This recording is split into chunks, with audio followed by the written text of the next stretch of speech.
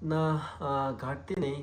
কারণ গতকালকে আমরা আন্ডার লাইটে ফিল্ডিং প্র্যাকটিস করেছি। আর এই টিমে ম্যাক্সিমাম প্লেয়ারই অনেক দিন ধরেই ওয়ান ডেও খেলেছে, টেস্টও খেলেছে। তারা খেলার উপরই আছে। ২-১টা প্লেয়ার হয়তো বা নিউ, বাট তারাও ২-১টা সেশন প্র্যাকটিস করার সুযোগ পেয়েছে।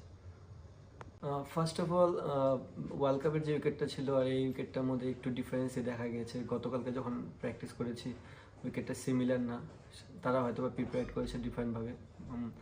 আমরা এখন ওইভাবে চিন্তা ভাবনা করিনি। আমাদের টিম কমিউনিকেশন চিন্তা ভাবনা করে তারপর এই জিনিসটা আগাবো। বেস্ট বেস্ট যে টিমটা হবে বাংলাদেশ টিমের জন্য, সেটাই আমরা করব। নর্মালি বরাবর টি-20 ম্যাচগুলো আমাদের জন্য সবসময় কঠিনই হয়। আর যেহেতু এটা ওয়েস্ট ইন্ডিজের ক্রাউড হোম গ্রাউন্ডে খেলা হবে, সো একটু ডিফিকাল্টিও আমাদের ভিতর হবেই। বাট আমরা চেষ্টা করব যে এখান থেকে কীভাবে বেরিয়ে আসা যায় এবং ভালো একটা সিরিজ খেলার জন্য। না, ঘাটতি নেই। কারণ গতকালকে আমরা আন্ডার লাইটে ফিল্ডিং প্র্যাকটিস করেছি। আর এই টিমে ম্যাক্সিমাম প্লেয়ারই অনেক দিন ধরেই ওয়ান ডেও খেলেছে, টেস্টও খেলেছে। তারা খেলার উপরই আছে। ২-১টা প্লেয়ার হয়তো বা নিউ, বাট তারাও ২-১টা সেশন প্র্যাকটিস করার সুযোগ পেয়েছে।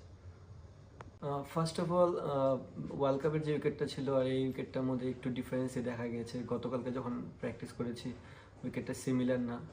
তারা হয়তো বা প্রিপেয়ার করেছে ডিফারেন্টভাবে। আমরা এখন ওইভাবে চিন্তা ভাবনা করিনি। আমাদের টিম কমিউনিকেশন চিন্তা ভাবনা করে তারপর এই জিনিসটা আগাবো।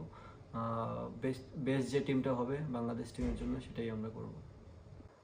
নর্মালি বরাবর টি-20 ম্যাচগুলো আমাদের জন্য সবসময় কঠিনই হয়। আর যেহেতু এটা ওয়েস্ট ইন্ডিজের ক্রাউড হোম গ্রাউন্ডে খেলা হবে, সো একটু ডিফিকাল্টিও আমাদের ভিতর হবেই।